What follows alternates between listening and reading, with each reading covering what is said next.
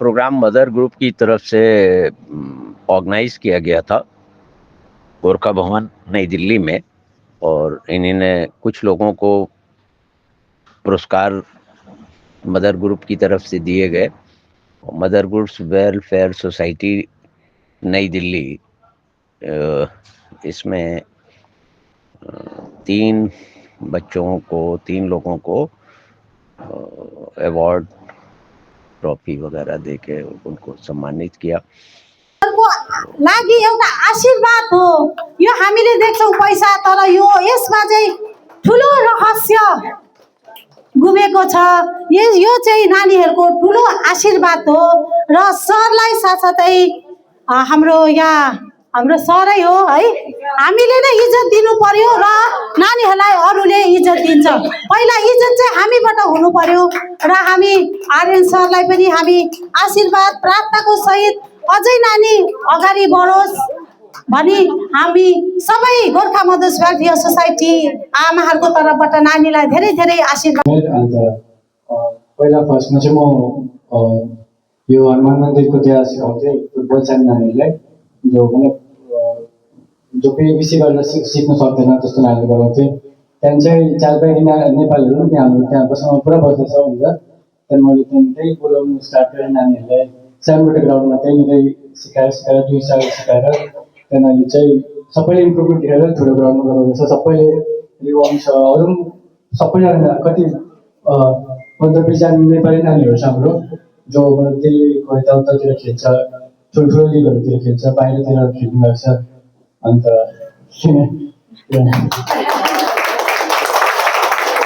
उहाँ हुनुहुन्छ इन्टरनेसनल खेलाडी र उहाँ ताइक्वान्डोमा पनि गोल्ड मेडलिस्ट हुनुहुन्छ।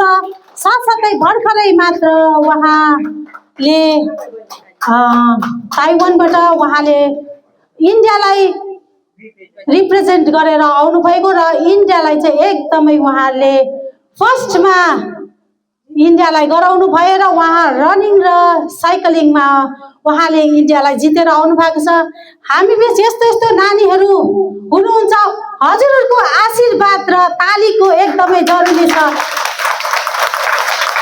यो तपाईहरुको तालीले नै नानीहरूको उत्साह बढाउँछ भने तपाईहरुलाई पनि फाइदा छ। ताली बजायो भने तपाईहरुको खुन पनि सर्कुलेट हुन्छ र मजाले तपाईहरुको हेल्थको लागि पनि राम्रो हो र ताली पनि भन्छ आधा साली पनि तपाईहरुले नै पाउनुहुन्छ है। यो चाहिँ फाइदा छ र हाम्रो नानी शालुलाई स्वागतको निम्ति हाम्रो डीके प्रधान सरलाई हामी निम्ताउँदछौँ र नानीलाई आशीर्वाद प्रार्थना सहित तपाईहरुले नानीलाई स्वागत गरिदिनुहुन्छ भन्ने, मायाको चिन्ह दिनुहुन्छ भन्ने हामी आग्रह गर्दछौँ।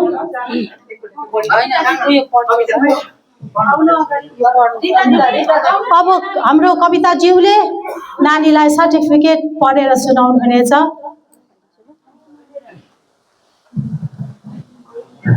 सम्बर्धना पत्र सेवामा सुश्री सालु मगराती, साइकल भलिका, नई दिल्ली।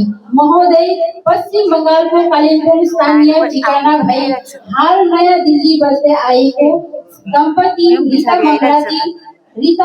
विक्रम रीता मगरातीको कोखबाट 18 फरवरी 1996 यहाँको 1996 यहाँले कालिम्पोङमा जन्म लिनुभयो। आफ्ना आमा बुवा नयाँ दिल्लीमा कार्यरत हुनाले यहाँले आफ्नो शिक्षा नयाँ दिल्लीको होली एग्लिजियम स्कुल बसन्त विहारमा थालनी गर्नुभयो।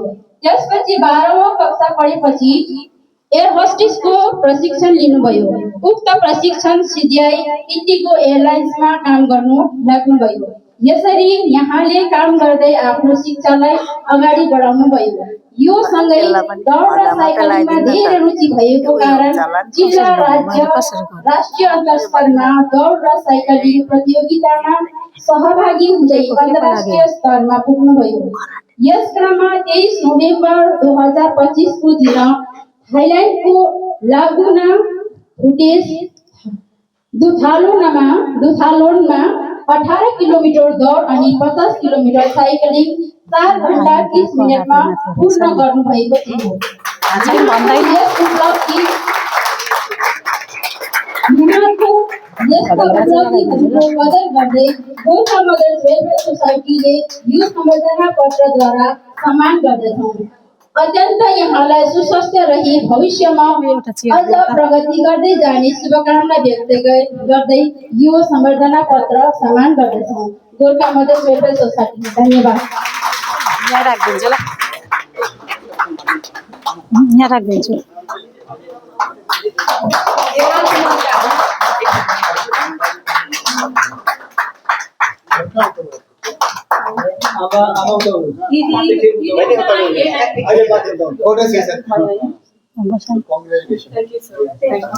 धन्यवाद नानी शालु अनि हाम्रो डीके सरलाई धन्यवाद। अनि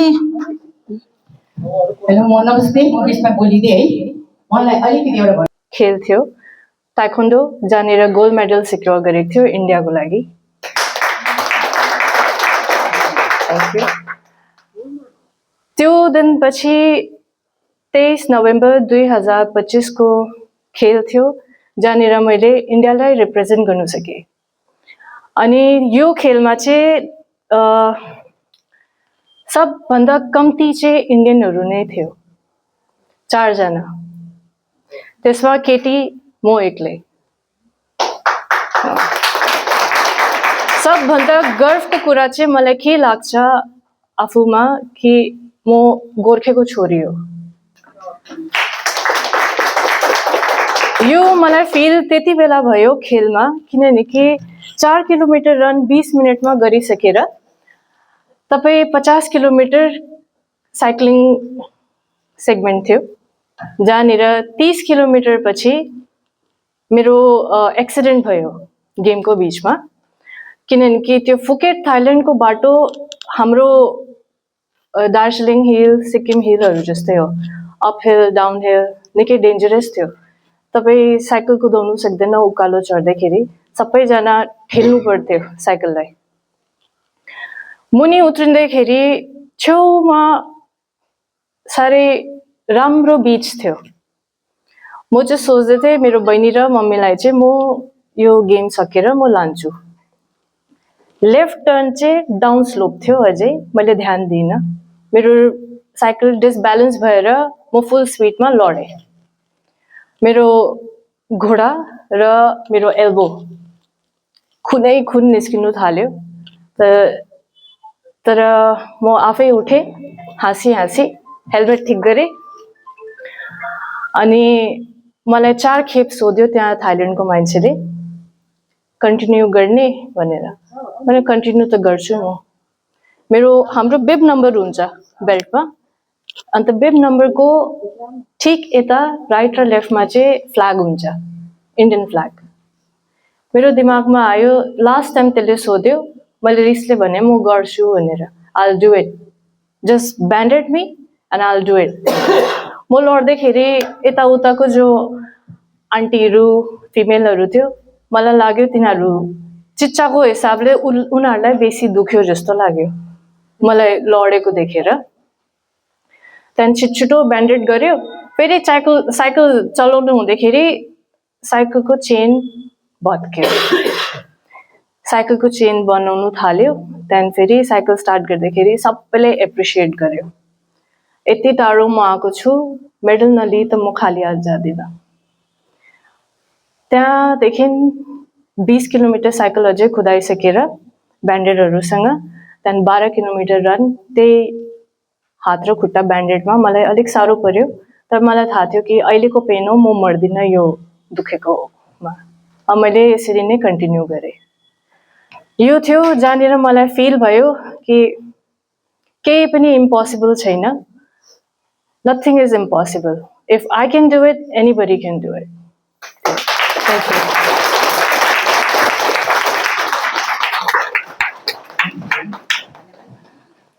थ्याङ्क यू।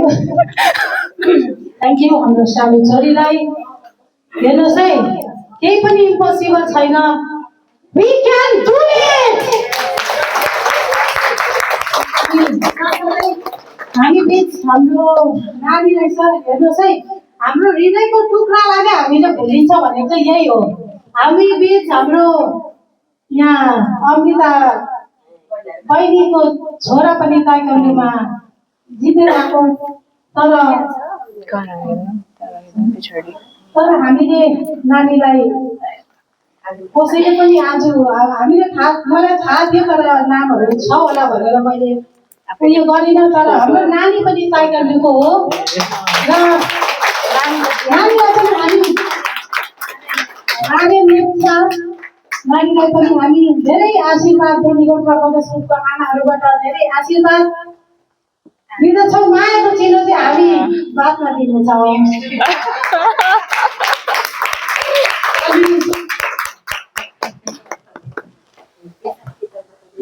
अब चाहिँ है मेन उद्देश्य चाहिँ सबैको दिमागमा चाहिँ गोर्खा मधेस ग्रुपले त फुलपातीको त हिसाब किताबै बनाएर भन्नु हुँदै होला कतिले है, तर हाम्रोमा यो 4 जना नानी छ नि हो, 2 जना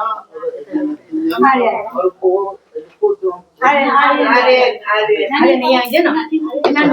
वो केही अलिक यिनीहरूले मिठा खाने पैसा दिँदा हुन्छ?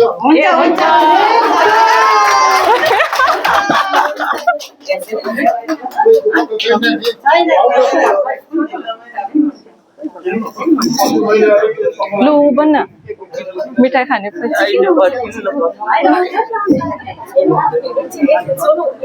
हामी कलर सरलाई उहाँको उदार हृदयको लागि हामी धेरै धेरै धन्यवाद। अनि नानीहरूलाई उहाँले आशीर्वाद दिनुहुँदैछ, यही हो नानीहरूको उत्साह।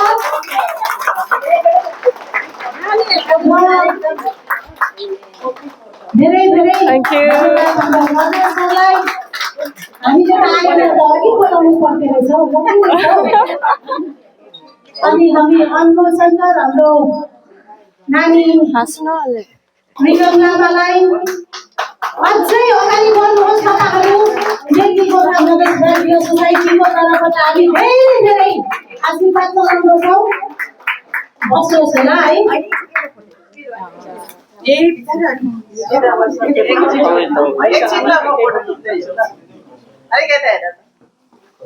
खोइ तिम्रो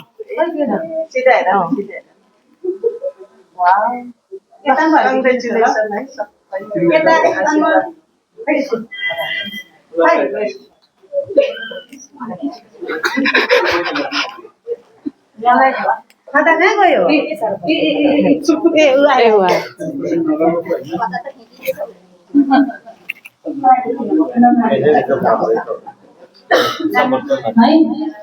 अनि भर्खरै मात्र हाम्रो यहाँ शशी बहिनीहरू आउनुभएको थियो 7 सिस्टरबाट, उहाँहरूलाई पनि हामी स्वागत जनाउँदै शशी बहिनीलाई पनि खजाले मलाई अर्पण गर्नुहुन्छ भन्ने निवेदन छ।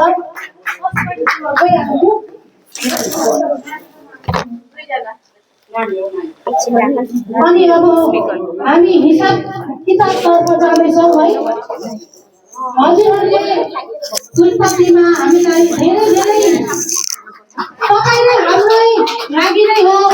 हाम्रो हाम्रो संस्कृति होस् न।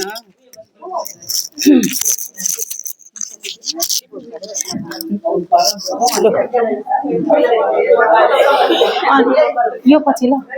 अनि हामीले तपाईहरूले जति पनि सबै सर संस्थाहरूले दिल्ली गोर्खा मधेस ग्रुपको नेतृत्वमा फुलपातीको हामीले गरेको थियौँ र त्यसको हिसाब किताब हामीले समयको अभावले गर्दा हामीले बताउन सकेको छैन। यसै सिलसिलामा सित्राको पनि व्यापार, पशुपतिको पनि दर्शन भनेको जस्तै आज हामी मौका पायौँ र हाम्रो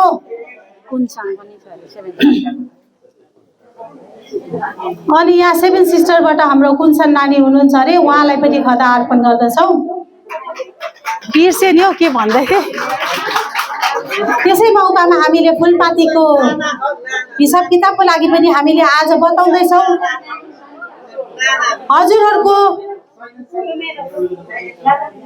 हजुरहरूको सहायता बिगर हामीले केही पनि गर्नु सक्दैन। हामी जिरो हो तर हिरो बनाउने तपाईँहरू नै हुनुहुन्छ।